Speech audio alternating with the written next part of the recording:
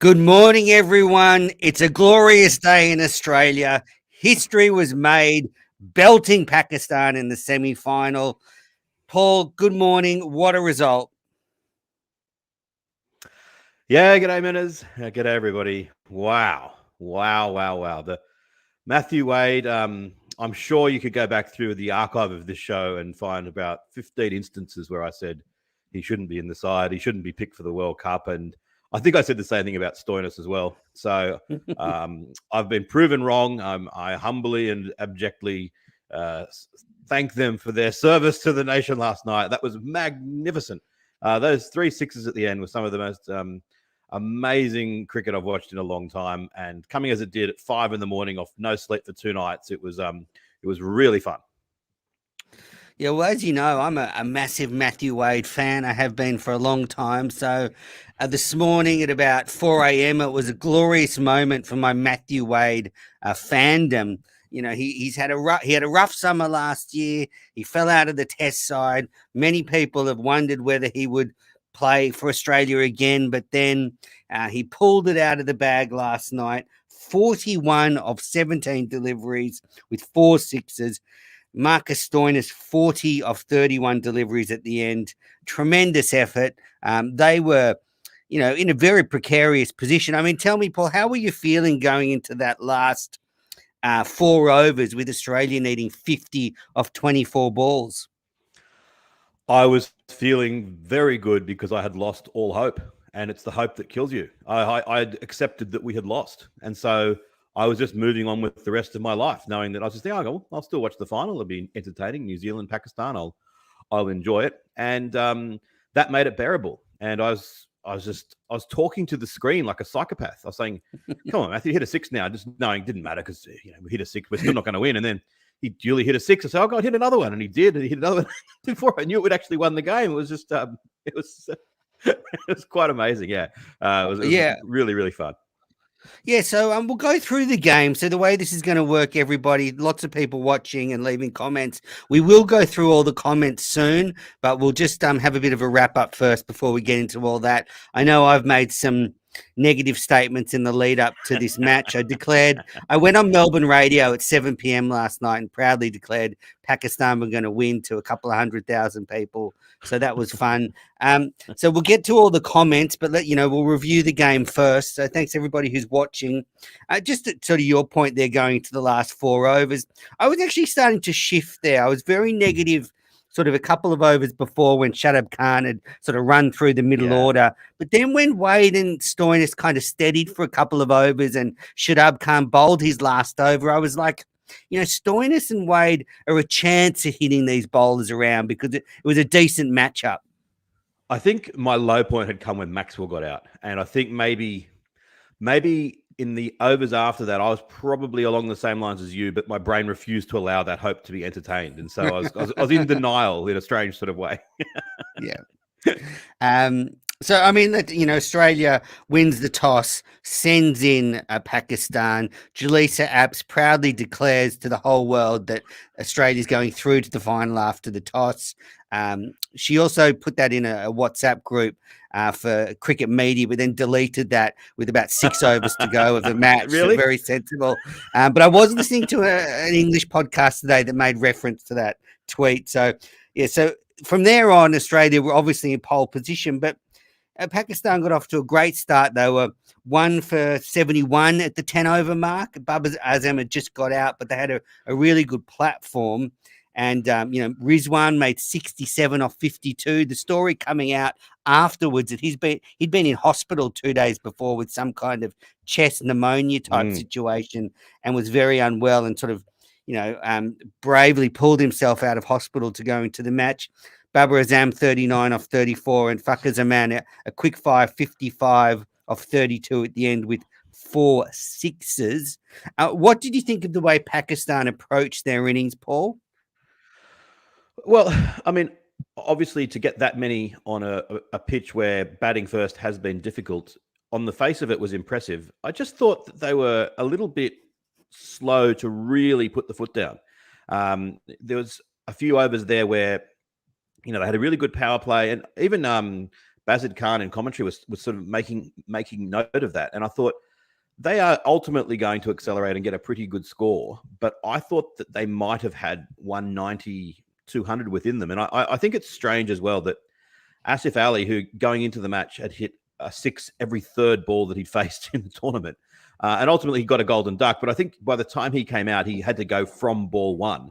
I think when you got a player that good, that you might as well bring him up the order to give him a chance to have a proper crack. So I thought at the innings break that it was on a knife edge, and I thought that maybe Pakistan had just left a few runs in the shed. Yeah, I agree. I think they didn't quite go as hard as I expected, as early as I expected. But I have to give credit to a couple of people. Adam Zampa, 4 overs, 1 for 22.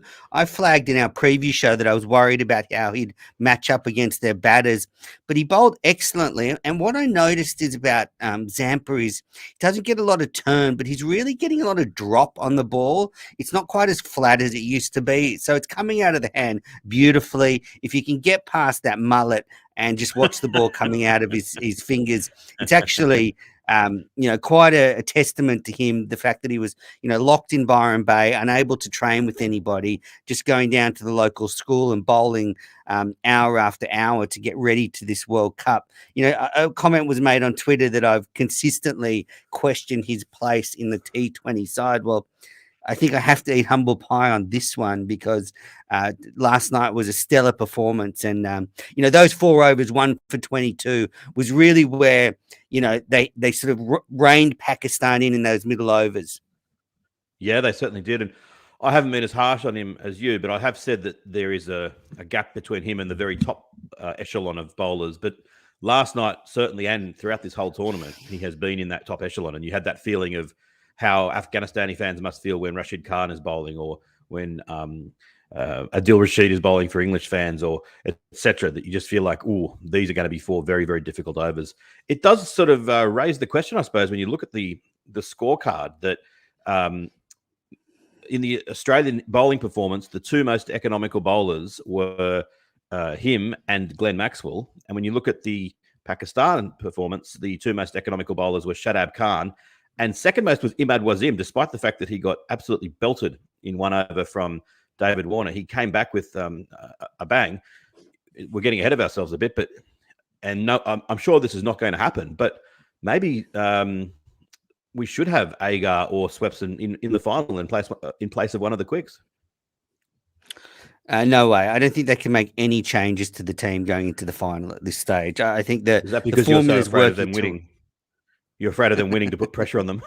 That's right. It's true. I want them to lose. Yeah, the formula's working in the sense that we won. I am tipping the Kiwis. Yeah, it's working in the sense that we won. But, I'd invite you to at least consider my statement. Okay, well, that's what I'm going to. So Mitchell Stark, 4 overs, 2 for 38. You can't drop Stark in the next game. Now, Josh Hazelwood copped it. Wait a minute, no. 4 overs. You can if you want to. I mean, we're trying to win the game. It's not a question of who's deserving. I'm just saying, I wouldn't consider dropping Mitchell Stark for the World Cup final. All right, I would. And then you got Hazelwood, 4 overs, none for 49. So he copped it last night. But we've seen in the past, every now and then, batters can get control of him when they sort of pick up his length early. And if he's just bowling short of a length, he can go the journey.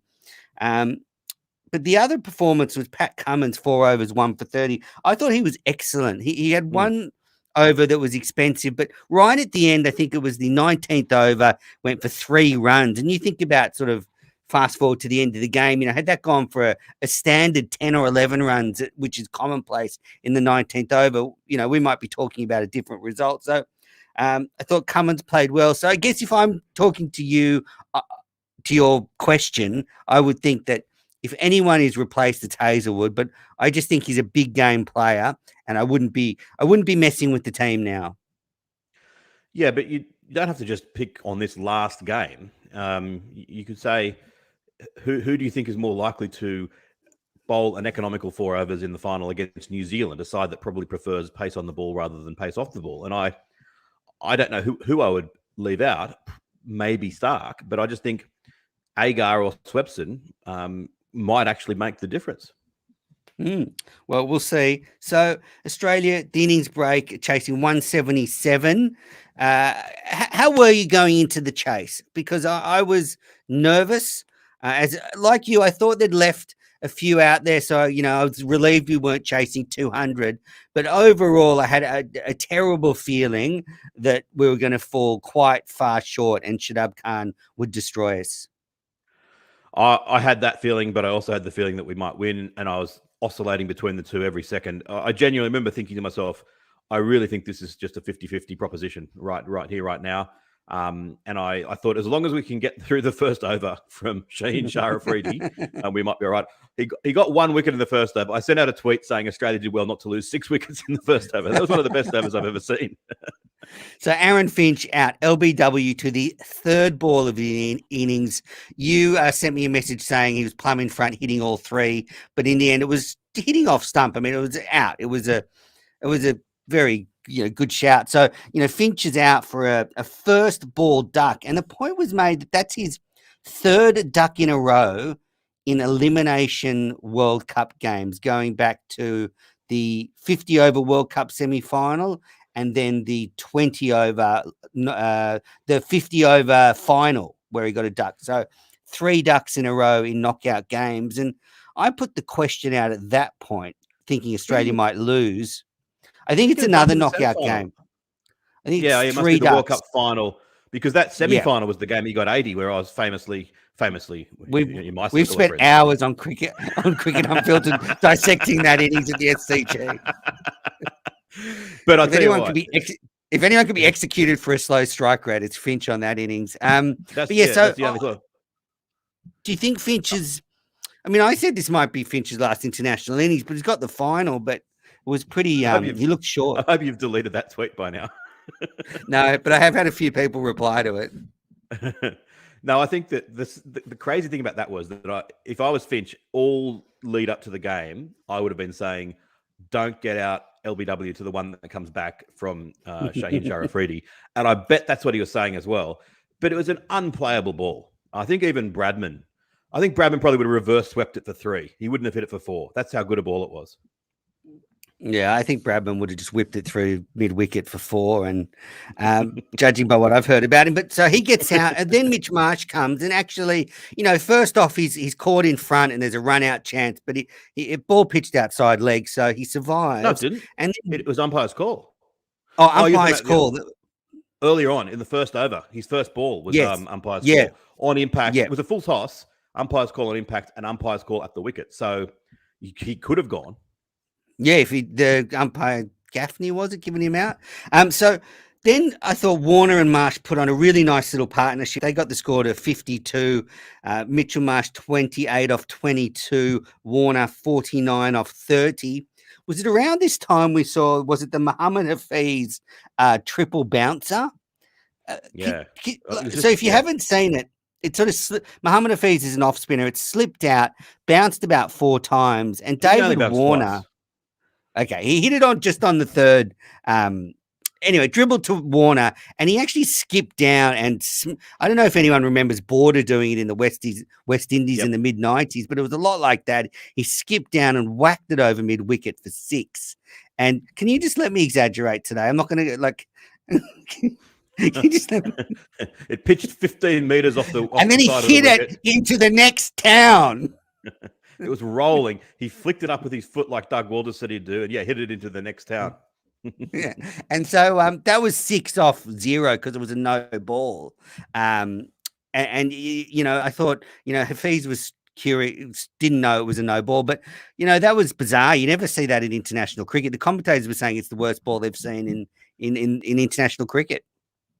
Yeah, and for a minute, Gautam Gambhir sent out a tweet saying it was disgraceful sportsmanship, but he CC'd Ravi Ashwin in, and I think he's actually joking because he's kind of referring to Ashwin's man-catting, and he's actually using sarcasm, which is very dangerous on Twitter because dolts like me at 6 a.m. when you've had no sleep sort of get fired up, and then I realized, he's actually being sarcastic. Well, that's what people assure me. But that partnership, I think that might have come just after Marsh got out. I'm not sure of the order now, but when Marsh and Warner were going together, that's probably the only time I felt really comfortable during the whole game. And then, I can't be too critical of Marsh because he'd been playing very, very aggressively. But I just thought, given that Warner at that stage had pummeled Imad Wasim out of the attack, Shadab Khan was the big danger.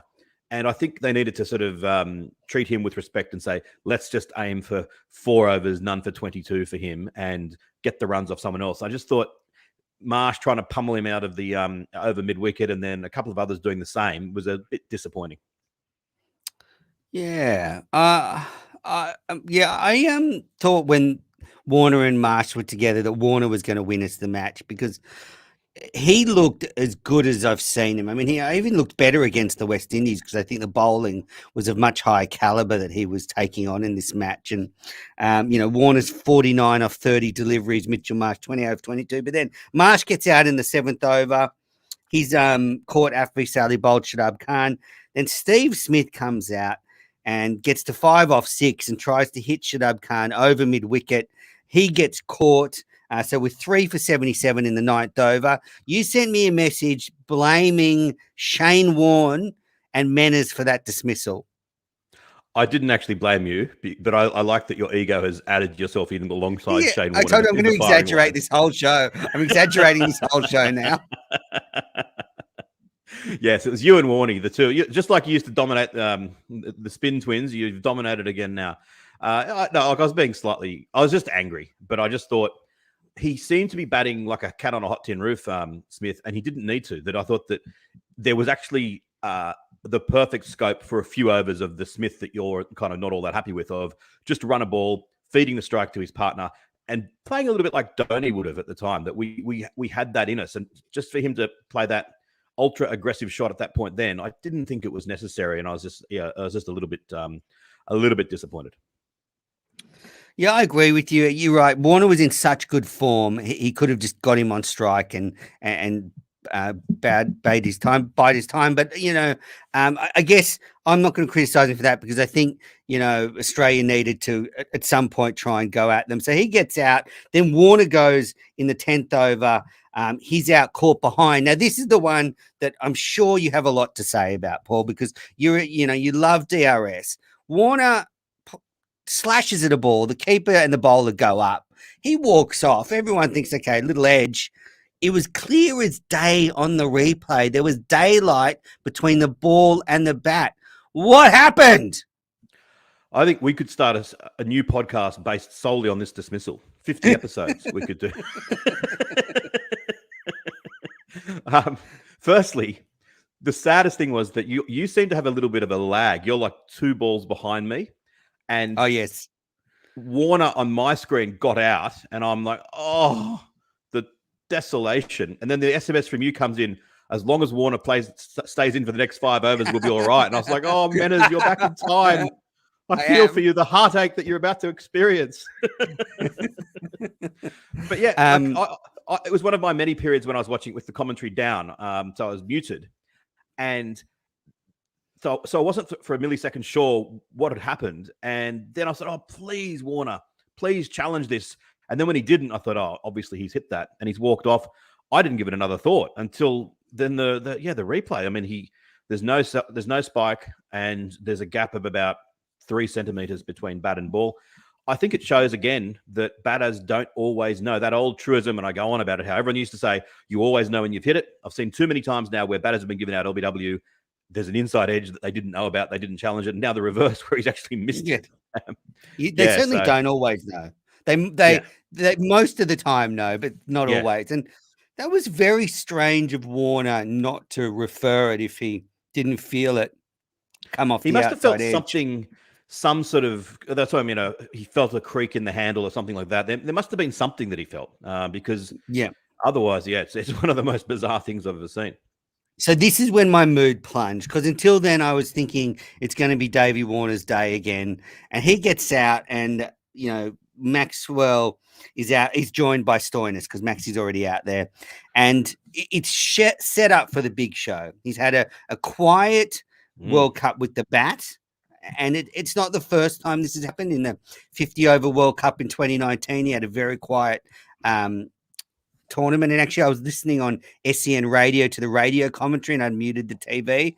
and I was listening to Darren Berry, and he was making a point that, you know, it was Maxwell's due to deliver in a big situation for Australia. Well, last night was not it. He tried a reverse sweep, which you can't criticize because he hit so many well. No, I can. But I can criticize. You can't. Well, I can't. But he was out for 7. I'm allowed. Everyone knows I'm allowed to say whatever I want about Glenn Maxwell because I love him so much that it's, yes, he's my favorite player. But I just, again, a bit like Smith, it was crying out for Maxi get to 12 off 12, particularly against Shadab Khan. Don't try and reverse sweep their best bowler when you just don't need to. And I know that's the way he plays. He was 7 off 9 then. Like, he wasn't at first ball. Like, the run rate was getting to 12 and over. Run rate required. He needed to do something. But it was his last over, wasn't it? It was Shadab Khan's last over, I think. I think he could have just milked it for that over and then gone. But anyway, I must say, for a millisecond off the bat, I thought it was going for 6, and I was cheering. I was happy, and I was like, "Yeah, that's the way you play." So I'm a hypocrite. So Shadab Khan, you're right, 4 for 26 off 4 overs, an incredible spell in the middle there. And when Maxi gets out, Australia's 5 for 96, and I'm telling you, it's curtains for me. And I'm thinking, honestly, I was thinking this has turned out exactly the way I expected. We've fallen to their spinner, and that'll cost us a spot in the fight. Yeah, and I was also thinking, oh, thank God, I can tell Paul, well, they don't always win if they win the toss. This is the point where you sent Jaleesa and me an image of the Pakistan flag, I believe. Well, no, I said who's going to win from here, and then I sent the Pakistan flag. I just saw that flag. I thought he's turned on us. As we know, I was 2 balls behind, so it's like an hour after the game. So yeah, and then it's Australia got down to needing 50 off 24 deliveries, and a lot's been made of Hassan Ali. Well, it started off with Hassan Ali getting in the way of Stoinis when they were looking to come back for 2 in, I think, the 17th or 18th over. Stoinis hit one down the ground. He gets down the other end, and Hassan Ali kind of blocks him, and they can't take 2. And Stoinis is annoyed, but Wade looks like, the little general, the little Napoleon of the Australian cricket team was fired up, and they took some runs off him. And then in the 19th over, Shaheen Sharifi's bowling to Wade. He hits one into the outfield. Hassan Ali coming in, drops the catch. And then after that, Wade hits 3 sixes and we're through to the final. It was quite poetic and theatrical. We needed 21 off 10. And when I was watching it on the replay, I watched the replay straight after it, this time with the commentary, because I was too nervous to watch it with the commentary the first time. When I say the replay, just the last 2 overs. So we needed 21 off 10. We actually got them off 4. So if someone had said, actually, that was 21 we needed off the final 4 balls, we would have been 1,000,000 to 1. We bowled a wide.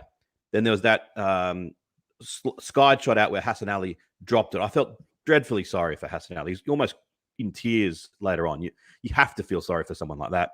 And then the next shot, it's one of the best shots I've ever seen. It's 148. Yes! 148 kilometers an hour. Yes. And Wade has lapped him, the sort of the dill scoop over leg slip for 6. And it was just like, that is an outrageous shot. And we started Cricket Daily with some audio from a Wade press conference about 6 weeks ago, where he talked about, luckily if I do come in towards the end, I've got some good methods for scoring runs at that point. And I remember thinking, oh yeah, sure you do, champion. Well, yeah, he did. And then the next one is a short ball, and he hits it over square leg, 100 meters. And that's when the messages. 96 meters. That's when the messages. 3,000 kilometers. It orbited the Earth and landed in. Yes. Went around the circumference and came back. Yes. But that's when the messages started flying into me. Man, it's Wadey. My year of Wade dedication has paid off. And then he just finishes it with another flick over a fine leg. Was it sort of over the keeper almost for 6? Yeah.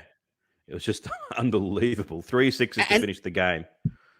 And the 2 semi-finals have a very similar thing in that New Zealand needed 57 off 24 balls and got it with 6 to spare. Australia needed 50 off 24. And if you'd said to us, We'll do it with an over to spare. I would have choked, but we did it with an over to spare. On that catch, Matthew Wade said after the match that he feels the momentum had already shifted before Ali dropped that, and he, obviously it's a moot point, but he was saying he didn't think he got asked it about 5 times.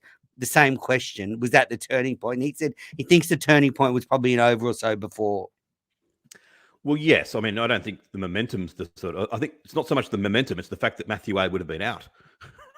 Yeah, but I think he was. Yeah, of course, he was backing the team to win from there, of course. But I think if he that was the game. catch, if you'd taken that catch, Stoinis would have been on strike, and the way that he was playing, with Cummins down at the other end, it certainly still would have been possible for Australia to win. But I think it would have been 80-20 in favour of Pakistan probably. Now, was it an over before the 19th or the 17th where Stoinis just started to open up and he hit one over mid-wicket like a tracer bullet? He hit one past the bowler so hard it almost killed the umpire. And, that was a really fine innings from Stoinis because I so expected him to get to, a runner ball 15 and then get out. He actually went on and he just, collared the bowling at the right time, gave Wade a few balls to get a sider. It was, it really showed his experience that he's gained for the Delhi Capitals, batting down the order in those tight situations. Yeah, and he proved me wrong because he came out and I've often said I can envisage him coming in exactly this situation against quality spin and either getting out straight away or getting becalmed. I think he had 3 dot balls first up. And I mean, if I'd been in that situation, I would have panicked and hit a reverse sweep and got out. He kept his composure and built himself into a really fine innings. It'll be overshadowed by Wade's brilliance, but fantastic innings from Stoinis, and thoroughly enjoyable as an Australian fan. Absolutely, and actually, both of them. Wade said afterwards that both of them had gained a bit of confidence from that South African partnership in the first game where they saw Australia home. So, look, tremendous effort. Now, Paul, anything you want to say on the review? But then I think we should get into all the questions and comments. Anything you want to add before we do that? Let me just see. I did write some notes. Is there anything else that? Actually, one little point they mentioned it in the commentary, but when Rizwan got hit a fearsome blow by, I think, Mitchell Starc, and he showed great courage to continue with a mounting bulge on the side of his face where he got hit. And there's a nice scene where Finch and he sort of Finch checked on his well-being and they had a laugh together. It was played in pretty good spirit, the game. And Sonny Gavaskar in commentary said that the tournament itself has been played in good spirit, and I agree with him, which has been really, really pleasant to see. Yeah, absolutely. So let's get into the questions. Before we get into the questions, just one note, Paul. I listened to the tape from yesterday where you accused me of not listening to you, and I think the point. I think you missed my point, and I could see maybe why you thought that. But I was trying to say I didn't want Australia to mess around with the batting lineup, and I didn't quite get there. And therefore, it might have sounded like I was saying I wanted us to lay a platform, but I was listening. My whole point was I didn't want us to throw in Smith at 3. But anyway.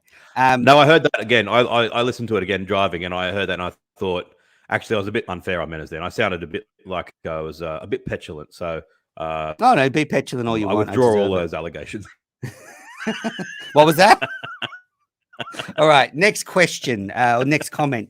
Is Menas? This is from Reese Kemp. Is Menas eating humble pie after all his negativity pre-World Cup? Paul, don't let him off. Well, I have to say I've been pleasantly surprised by Australia's. I'll tell you what. Go on. We've got a lag, Menas. We've got a big lag. We're gonna have to manage this a little bit in terms of ensuring that we don't talk over the top of each other. Somehow, I think I'm about 5 seconds delayed now. Reese, what I'm going to do is, if Australia win the final, I will go back through the audio and find some choice quotes from Menas and maybe even Jaleesa as well to just put them in their place. But I think that at the moment, I'll wait to see what happens in the final. If we lose the final, then I won't feel like doing it. You're coming in and out, Paul. Is your internet okay over on your end? Can you just check? Because half of what you said cut out. All right. But You just check your said Paul. Basically, if you didn't hear all that, said that Manners is usually right. He's usually spot on with his analysis, and on this time he's erred. All right, next question from Vinay P. Manners must be mad at the result. Now there is too much pressure on Australia for the home World Cup. Now, Vinay, I actually am not mad. I think this is perfect for Australia. We lose the World Cup final to New Zealand. So, next year when we're hosting the tournament, Australia's got, the Australian public can be confident it's a competitive side, unlike going into this tournament, they thought it wasn't competitive. But if we lose to New Zealand, there's not too much pressure. It's beautifully set up. Nice I'm question back. here from Vinay. You're back. Am I? Yeah. No, I think the point there, Vinay, is Manners is like someone saying, "Oh, geez, I know that I've trained for the 400 meters all these years, but I don't want to win the gold medal because that might mean in 4 years' time I might be under too much pressure. So I better not win. I better not win." That's it. All right. Condi Rice is back, the former Secretary of State from the US. Poor sportsmanship from Warner. What? I don't know if it was the opposite of poor sportsmanship. It was the Adam Gilchrist of World Cups where he walked when he shouldn't have. I fear she might be referring to the 6 of Hafiz. Come on. That was, anyone in the world would have hit that for 6. It would have at least tried. So, yeah. Gautam Gambhir was being sarcastic. Yeah. It's international cricket. If you can't make a bounce normally and on the pitch, Aiden, how good was that win, fellas? Well, I still put it slightly behind the win when Michael Hussey hit us there in 2010. I still think the tournament's gained in popularity. It was a great win. The good thing about Hussey's win is that we didn't win the final, so we didn't put pressure on ourselves for the next tournament. So that was good. Yeah, and we probably won't win this final either. All right, here we go. Do you want to read this one out from Aiden? If Finch underdelivers in the finals, does he lose his spot for next year's World Cup? If he does lose his spot, who replaces him at the top of the order, and who replaces him as captain of the squad? Manners? Well, I actually think there is real concerns now about whether Finch will actually make it to the next T20 or 50 over World Cup. I wouldn't be surprised if this tournament is his swan song and next summer Australia decides to go a different direction. He's not the caliber he was 3 years ago. It maybe even less than that. So, I think he's in real danger of losing his spot come Australian summer. And then who replaces him? I would say Pat Cummins. Yeah, I think it'll come down to his performances subsequent to this. I think that no matter what he does in the final, and that Australia will persist with him, unless he retires, Australia will persist with him in the next series of T20 games, wherever they may be. And he'll live or die by his form in those games and in franchise cricket as well. I certainly think that his position will be under some scrutiny, but if he keeps on if he starts performing halfway decent again, I think he'll still make it to this upcoming T20 World Cup in Australia. The 2023 50 over World Cup, well, obviously that's going to be a bridge further. Not as confident that he'll make it to that, but I wouldn't rule it out. Yeah, and who replaces him at the top of the order? One thing I think Australian cricket is not short of is top order T20 players. The usual spot that's the problem is the middle order. So there's a whole list of players who you might stick up the top there. Some even in this team, maybe Stoinis does what he does for the Melbourne Stars. But certainly a question from Jose. Wade's finest moment in international cricket. That's a comment. I agree. Yes, and I liked his point in the post-match interview where he said that he felt like he was repaying the selectors' faith in picking him again for this second incarnation, and it was really nice to see because as much as Manners has been a massive Wade fan, I've kind of enjoyed his resurgence as well, and it's been a little bit sad that he's been so dominant at sort of franchise level and domestic level and hasn't quite delivered at the top level. So this has all been put to bed by that innings, and definitely his best moment. Yeah, he does have 4 Test centuries, so he's certainly an accomplished player. And it is a wonderful story. A couple of years ago, he was on a building site contemplating a career as a tradesman because he'd lost his spot as a wicketkeeper, and then turned himself into a batter and is now, got that position as the T20 keeper. So it was terrific. Scott Martin, Mena's admiration for the little general must have been on full display. I was thinking, get him up here. I want to buff him. Yes. And that's exactly what I was thinking, Scotty. It was joyous scenes on my lounge room. It was just phenomenal. Yes, Matlock, very proud of the little general. Those 3 sixes. Jose's made a comment that Stoinis is known for not delivering in the big occasions, but he certainly did last night. All hail the toss, Robert Fairhead, one of our Yeah, that's true. You have to say, though, this match, I don't feel it was decided at the toss. You can say it was, but I actually think it was decided on Pakistan's performance in the matchups. It certainly wasn't like it was some of the games that we saw earlier in the tournament where Pakistan beat India by 10 wickets or England beat Australia by 8 wickets. And they were saying that there wasn't that much due in evidence. But Finch did say that it does seem still that under lights, as the lights bite later in the night, that it does get a little bit easier for batting.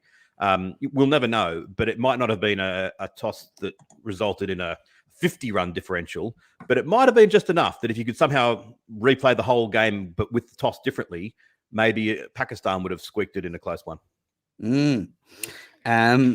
Swaraj Chavan, thank you to the Oz team. Diwali was a sad occasion as India was knocked out of the World Cup. Now that Pakistan is out, it's Diwali once again. Yes, I'm sure there was many millions Indian fans who were thrilled to see Pakistan crash out at the hands of Australia. So unintended benefit. Some of my good friends from India but live in Australia now been cheering on India the whole tournament. All of a sudden last night it's all this Aussie, come on. they were loving it. And Scott Martin's made the point about Steve Smith dropping a catch. Very rare. Never see that. Very rare. Some of the best hands in the game. I'm just going through these comments. Yeah, I was thinking it was all over for Australia when Maxi got out. Oh, this is Daniel Nayland. Conway's out of the final with a broken hand. Well, thanks for all the people that have sent comments in, and thanks to everyone that's been watching. There's been a lot of people viewing. Paul, is there anything you want to say? I think we'll reconvene maybe on Sunday and do a little preview of the final, but sort of early sort of feelings about the matchup between Australia and New Zealand. Yeah, very hard to pick. I mean, it's in prospect a great game. Don't say it. I won't say it. I will not refer to the toss of the coin at all. That will have no impact on the result. But look, I suppose at this stage, I'd say 55-45 Australia, but with no confidence that it could come down to a knife edge. Yeah, well, I'm sort of thinking the Kiwis deserve this one after we towed them up in the 2015 final. They had the painful loss in the 2019 50 over World Cup. I do think they're due, but there is something to the fact that for some reason New Zealand do dip when they come up against Australia. I'm not sure what it is. Maybe it's a century of history that plays into their psyche. I'm not sure, but even a couple of years ago, they came to Australia on a test tour as a very accomplished test side, and we absolutely flogged them 3-0. And it's going to be it's a good matchup for Australia, but fingers crossed the Kiwis get the job done. What do you want about, Menners?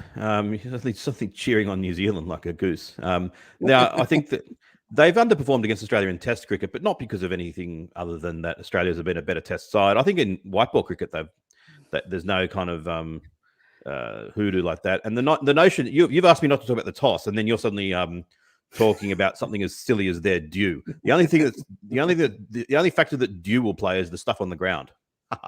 I actually they were asked about the due after the game, and apparently it wasn't as heavy as it has been previously. So yeah, as I said a few minutes ago. Yeah. All righty. Well, everybody, thanks for watching this live show. Paul, I'll say it on air, but I think we need to do a preview on Sunday, a quick one of these, just to loosen up for the big game. Yep. And, we have to talk about maybe watching this final together, maybe in studio. It could be a momentous night for Australian cricket. So thank you, everybody who's watched and listened, and we'll be back in the next few days. See ya.